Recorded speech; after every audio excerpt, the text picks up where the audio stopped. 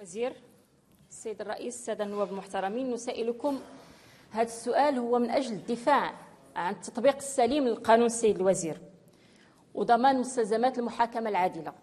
دور النيابة العامة السيد الوزير في هذه المرحلة هو دور حساس، لأن الدور اللي كتقوم به في مجال ديال التكييف ديال المتابعات للمناضلين في الحراك السلمي كيتطلب انها تقوم بالدور ديال التهدئه، في حين كنلقاو البلاغات النيابه العامه كتكلم على مجموعه ديال التهم ديال المس بالسلامه الداخليه للدوله، زعزعه الولاء المواطنين وجرائم اخرى يكيفها القانون الجنائي. سيد الوزير، نطالبكم باسقاط التهم. هنا السياسه الجنائيه عندها الطبيعه السياسيه، اسقاط التهم على المعتقلين في حراك ديال الريف.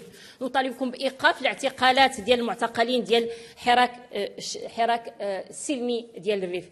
سيد الوزير، النيابه العامه نثمن انها اصدرت 5 بلاغات في ظرف 8 أيام، ولكن كنسجلوا بانها لحد الان مازال كننتظروا النتائج ديال البحث اللي اعلنت عنه باثراء المقتل ديال محسن فكري.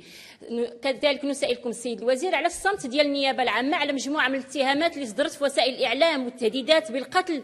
النيابه العامه ما كيفتش هاد الاتهامات هذه.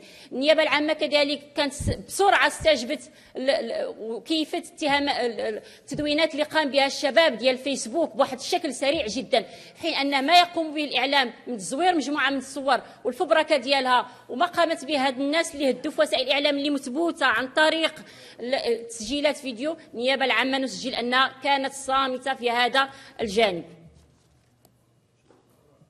شكرا.